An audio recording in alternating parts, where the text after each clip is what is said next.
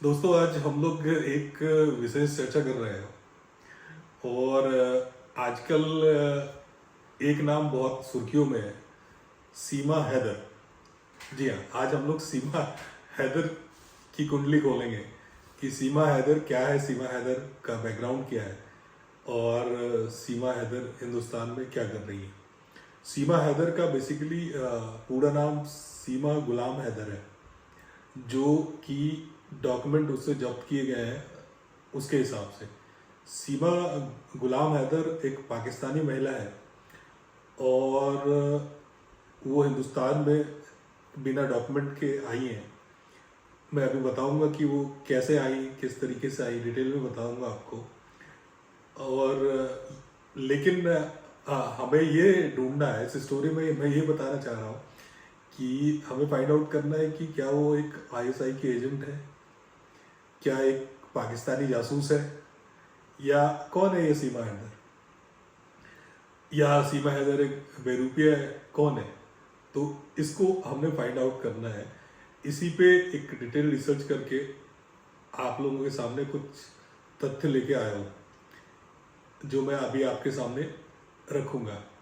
लेकिन अगर आप चैनल पे नए हैं तो इसको सब्सक्राइब ज़रूर कर लें और साथ में बेल आइकन को दबाना बिल्कुल नहीं भूलें, ताकि आपको निरंतर इंफॉर्मेटिव वीडियो पहुंचती रहे बिना रोक टोक के। तो दोस्तों, सीमा हैदर बेसिकली दुबई के रास्ते नेपाल होते हुए हिंदुस्तान पहुंची और हिंदुस्तान में उसका एक फ्रेंड कह लीजिए, जिसका कि नाम सचिन है, सचिन मीना। सचिन मीना से मिलने वो पहुंची अपने बाल बच्चों को लेके। तो आप एक तरीके से उसका प्लान हिंदुस्तान में सेटल होने का था, लेकिन हमारी मुस्तैद एटीएस ने उसका पर्दाफाश कर दिया। तो सीमा हैदर बेसिकली नेपाल के रास्ते हिंदुस्तान आई है और 13 मई को हिंदुस्तान पहुंची। बट इसकी प्लानिंग और प्लॉटिंग काफ़ी टाइम से चल रही थी। सीमा हैदर इससे पहले 2 बार ही नेपाल आई थी और नेपाल वो दुबई के रास्ते आई थी। पहले वो पाकिस्तान से दुबई गई, दुबई से फिर नेपाल पहुंची और नेपाल से फिर आपको पता है कि नेपाल से हिंदुस्तान आना काफ़ी आसान है और उस रूट पे इतनी चेकिंग वगैरह भी नहीं होती।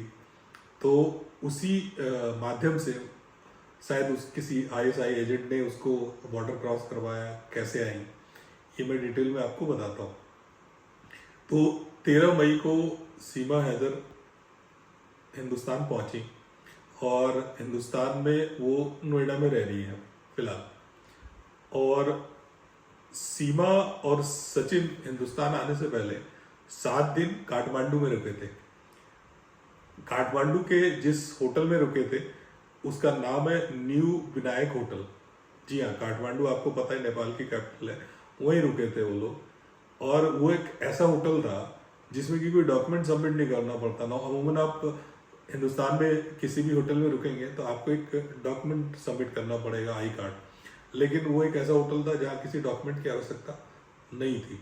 तो ऐसी होटल में वो रुके थे। सीमा और सचिन मिले कैसे? सीमा और सचिन एक पॉपुलर गेमिंग ऐप है पबजी। काफ़ी सारे हमारे दर्शक भी पबजी गेम खेलते होंगे और गेम खेलने के शौकीन होंगे। उसी के माध्यम से सीमा और सचिन मिले और वहीं से 2019 में ये मिले और वहीं से इनका प्यार परवान चढ़ा। और बात अब यहाँ तक आ गई कि सीमा अपने हस्बैंड को छोड़ के पाकिस्तान से हिंदुस्तान आ गई बिना किसी डॉक्यूमेंट के, गलत तरीके से। सीमा देखिए पाकिस्तानी मूल की एक महिला है जो शादीशुदा भी है और 4 बच्चों की माँ भी है। तो कौन सा ऐसा कारण था जो सीमा को पाकिस्तान से हिंदुस्तान लेके आया, ये एक सोचने वाली बात है। और ये इसी गुत्थी को सुलझाने के लिए हमारी यूपी एटीएस की टीम ने 2 दिन पहले सीमा को और सचिन को अपने हिरासत में लिया और उससे पूछताछ कर रही है, जिससे काफी तथ्य सामने आए हैं। सीमा पाकिस्तान से पहले दुबई, दुबई से नेपाल, फिर इंडिया आई। और सीमा टीवी में ये इंटरव्यू दे रही है कि वो बहुत गरीब परिवार से लड़की है। आप ये समझिए कि पाकिस्तान से दुबई जाने में और दुबई से नेपाल आने में और नेपाल से हिंदुस्तान आने में 2 बारी में उसने लगभग 7 लाख रुपए खर्च कर दिए। तो कौन सा ऐसा गरीब बंदा है जिसके पास 7 लाख रुपए है और 7 लाख रुपए सिर्फ अपने विजिट पे खर्च कर रही है, और ये पैसे उसके पास आ कहाँ से रहे।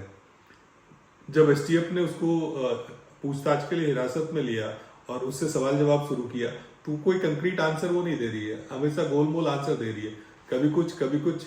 और एक और बड़ी दिलचस्प बात है, उसके ठिकाने से 5 मोबाइल भी बरामद हुए हैं। कौन सा ऐसा गरीब इंसान है जिसके पास 5 मोबाइल हो? गरीब इंसान के पास 1 मोबाइल रखना भारी होता है, उसके पास 5 मोबाइल पाए गए हैं, जिसमें एक मोबाइल को उसने तोड़ के बर्बाद कर दिया है और उसका सिम कार्ड, जिसमें कि पाकिस्तानी सिम कार्ड था, उसको भी उसने डिस्ट्रॉय कर दिया है। जब एटीएस ने इसमें सवाल जवाब किया तो वो ये कह रही थी कि मैं अपनी आइडेंटिटी पाकिस्तानियों से छिपाना चाहती थी, पाकिस्तान से मुझे कॉल आता इसलिए ये हमने डिस्ट्रॉय कर दिया। लेकिन ये अधूरा सत्य है, शायद उसमें बहुत सारी गोपनीय जानकारी होगी या कुछ अलग तरीके की चीज होगी जिसकी वजह से उसने इसको डिस्ट्रॉय कर दिया। और सीमा का जो पति है गुलाम हैदर, वो बेसिकली सऊदी अरेबिया में काम करता है। और अब सच्चाई इसके पीछे क्या है वो तो अभी एक जांच का विषय है जिस पर ऑलरेडी एटीएस हमारी जांच कर रही है। लेकिन जो सूत्रों से पता चला है कि सीमा का हस्बैंड सऊदी अरेबिया में जॉब करता है। और आईबी, हमारी जो भारत की इंटेलिजेंस एजेंसी है, उसके छानबीन में काफी चौंकाने वाले तथ्य सामने आए हैं। ये भी कहा जा रहा है कि सीमा कहीं पाकिस्तानी आईएसआई एजेंट की फूफी तो नहीं है। बेसिकली फूफी एक कोड वर्ड है पाकिस्तानी आईएसआई के लिए, जो हनी ट्रैप करने के लिए जिन लड़कियों का इस्तेमाल भारत के नौजवानों को हनी ट्रैप के लिए किया जाता है, उसको, उन लड़कियों को ये लोग फूफी कहते हैं। ये फूफी इनका कोड नेम है और इसी फूफी को हिंदुस्तान भेजा गया है इंफॉर्मेशन इकट्ठा करने के लिए, जैसा कि सूत्र कह रहे हैं। अब डिटेल जानकारी तो देखिए अभी छानबीन चल रही है, थोड़े टाइम में पूरी तथ्य सामने आ जाएगी। और आईएसआई का एक कोड नेम फल भी है। फल का मतलब होता है कि जब ये पैसों का लेन देन करते हैं एक दूसरे से तो उसका कोड नेम होता है फल, कि भाई 2 बेटी फल भेज दे। तो इस तरीके से इस कोड नेम का इस्तेमाल आईएसआई करती है हिंदुस्तान की धरती पे आतंकवाद को बढ़ावा देने के लिए या बाकी चीजों के लिए। और सीमा के एक और दिलचस्प बात सामने आई कि सीमा के पास 2 पासपोर्ट है और एक पासपोर्ट में उसका नाम सीमा है, दूसरे पासपोर्ट में उसका नाम सीमा गुलाम हैदर है। तो आप ये मान के चलिए कि काफी चीजें यहाँ पे गोलमाल लग रही है। बहुत सारी चीजें जो है वो धीरे धीरे छन छन के सामने आ रही है। और जब एटीएस ने उससे पूछा कि भी आपके 2 अलग अलग नाम क्यों है, तो इसका भी कोई सही जवाब वो दे नहीं पाए। उसने जवाब दिया कि पाकिस्तान में पैसा दे के कुछ भी हो जाता है, सब कुछ चलता है, आपको पता है। तो ये जवाब सेटिस्फैक्टरी जवाब नहीं है। और यूपी एटीएस की पूछताछ में एक और चौंकाने वाला खुलासा सामने आया है कि यह पता चला है कि उसका भाई पाकिस्तान आर्मी में है और उसके चाचा भी पाकिस्तान आर्मी में काम करते हैं। लेकिन सीमा को ये नहीं पता कि आईएसआई क्या होता है ना। हैरानी वाली बात। आप सोचिए कि ये हैरानी वाली बात, आप कोई भी आदमी इस बात पे भरोसा कर सकता है? ये चौंकाने वाले ऐसी बड़ी सारी बातें हैं जो मैं आपको बताऊंगा। अगर आपने चैनल को अभी तक सब्सक्राइब नहीं किया तो सब्सक्राइब जरूर कर लें, ताकि ये बिना ब्रेक के ये चीजें, ये सारी इंफॉर्मेशन आप तक आती रहे। सीमा बहुत अच्छी उर्दू, अरबी और सिंधी बोल लेती है और उसके अलावा बहुत अच्छा इंग्लिश और हिंदी भी बोल लेती है। तो आप सोचिए कि एक आम पाकिस्तानी घरेलू महिला इतने सारे लैंग्वेज कैसे जानती है? क्या हमारे हिंदुस्तान की महिलाएं या पुरुष इतने सारे लैंग्वेज जानते हैं, और उनकी हिंदी मतलब बहुत अच्छी हिंदी है। और इससे जब इस पे भी एक सवाल जब एटीएस ने उनसे पूछा कि आप इतनी अच्छी हिंदी कैसे बोल लेती है, तो उसने बोला कि मुझे सचिन ने ये हिंदी सिखाई। सचिन जिसके साथ वो रह रही है, जो उसका आशिक कह लीजिए या जो कह लीजिए। लेकिन वहां भी एक तथ्य सामने आया कि सचिन जो है वो वेस्टर्न यूपी से बिलोंग करता है, और वेस्टर्न यूपी के लोगों का की हिंदी जितनी अच्छी सीमा हैदर की है उतनी अच्छी नहीं होती है। तो ये सारे तथ्य आपको किस ओर इशारा कर रही है, ये आप खुद भी समझ सकते हैं। और ये सारी चीजें एक संदेह पैदा करती है कि सीमा हैदर एक आईएसआई एजेंट ही है। बट अभी ये जांच का विषय है, मैं ऐसा मतलब दावे के साथ नहीं कह सकता। ये हमारी एजेंसी अभी बहुत जल्दी इसको लेके आएगी। और एटीएस के कई सारे सवाल ऐसे हैं जिसका सीमा ठीक ठीक जवाब नहीं दे रही, क्योंकि उसके पास कोई जवाब है ही नहीं। सीमा के पास से बहुत सारे डॉक्यूमेंट बरामद हुए हैं, जैसे कि 2 उसके पासपोर्ट बरामद हुए हैं, एक आई कार्ड बरामद हुआ है, और एक फैमिली राशन कार्ड बरामद हुआ है, 2 वीडियो कैसेट्स बरामद हुए हैं, और 5 मोबाइल बरामद हुआ है, जिन सब का फॉरेंसिक जांच अभी एटीएस कर रही है। उससे बहुत सारे खुलासे अभी सामने आएंगे, मोबाइल के चैट से बहुत सारे खुलासे सामने आएंगे। और मैं आपको एक चीज और बता दूं कि जो पाकिस्तान की खुफिया एजेंसी है आईएसआई, वो अक्सर पबजी गेम पे मतलब गेम का इस्तेमाल अपने लोगों से बातचीत करने के लिए करती है। यानी कि पबजी गेम को एक खुफिया तंत्र बना दिया है इन्होंने, जिसके जरिए ही ये बातचीत करते हैं। और ये भी देखिए एक तज्जुब की बात है कि उसका सचिन से मिलना भी पबजी पे ही हुआ है। तो आप समझ सकते हैं कि यह सारी चीजें किस ओर इशारा कर रही है। तो ये मतलब पबजी समझिए कि एक टूल है उनका, पाकिस्तान के आईएसआई का एक टूल है, जिसका इस्तेमाल वो इन चीजों को मतलब आपस में कम्युनिकेट करने के लिए करती हैं। और एक और चीज बड़ी दिलचस्प बात है कि जो पाकिस्तानी पबजी है उसका जो मेन सर्वर है वो पाकिस्तान में, तो ये उसके चैट को जांच करने के लिए उस सर्वर पे का डेटा हमें चाहिए होगा, हिंदुस्तानी अथॉरिटी को चाहिए होगा। तो क्या आपको लगता है कि पाकिस्तानी अथॉरिटी उस डेटा का एक्सेस हमें देगी?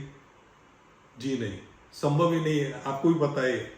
इसी तरह उसके व्हाट्सएप चैट को भी इंडियन गवर्नमेंट जो है वो डिकोड करने की कोशिश कर रही है, इंडियन गवर्नमेंट एजेंसी जो है इनफैक्ट वो डिकोड करने की कोशिश कर रही है। बट यहाँ भी एक दिलचस्प बात सामने आया कि ये जो व्हाट्सएप पाकिस्तान में चलता है उसका सर्वर चाइना में है। तो क्या चाइना, आपको लगता है कि चाइना हमें उस सर्वर को एक्सेस करने देगा या उसका डेटा हमें देगा? आप खुद समझदार है, आप इसको समझ सकते हैं। और अच्छा, उसके जितने भी मोबाइल थे सब पे व्हाट्सएप था, और व्हाट्सएप में जो प्रोफाइल पिक्चर होता है उस प्रोफाइल पिक्चर में किसी और सुंदर लड़की की फोटो लगी हुई थी। तो आप समझ लीजिए कि ये चीजें किस ओर इशारा करती हैं। इस बात पे भी एटीएस ने जब सीमा से पूछा, सीमा हैदर से पूछा, तो उसके पास कोई जवाब नहीं। उसने बोला मुझे नहीं पता।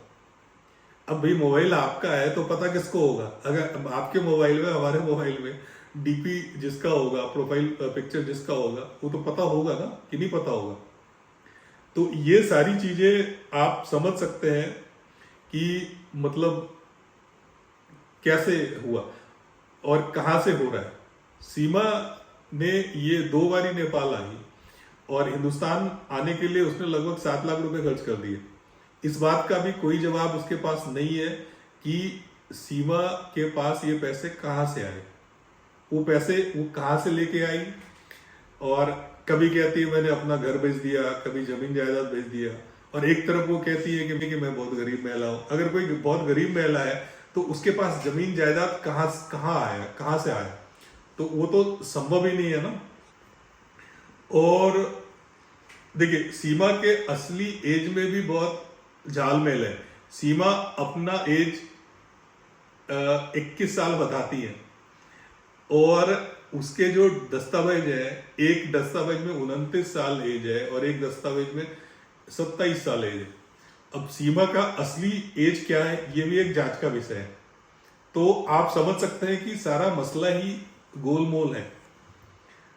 और उससे पूछा गया कि भी भारत आने का क्या कारण है, भारत क्यों आई, वो भी इलीगल तरीके से।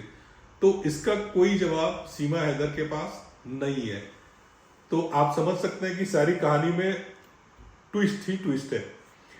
अब एक भारतीय खुफिया एजेंसी का ये मानना है कि आईएसआई का पाकिस्तान में बहुत तगड़ा नेटवर्क है। तो वही नेटवर्क ने इस सीमा हैदर को ट्रेंड किया है और सीमा हैदर ने वहां से ही ट्रेनिंग ली है हिंदी इंग्लिश इतने अच्छे तरीके से बोलने की। इवन पहनावा ओढ़ावा हिंदू रीति रिवाज की भी ट्रेनिंग उसको है। एक आम पाकिस्तानी महिला को ये कैसे पता कि हिंदू कल्चर क्या है, हिंदुस्तान में क्या क्या होता है, क्या पहनावा है, क्या ओढ़ावा है, लेकिन सीमा हैदर को सब कुछ पता है।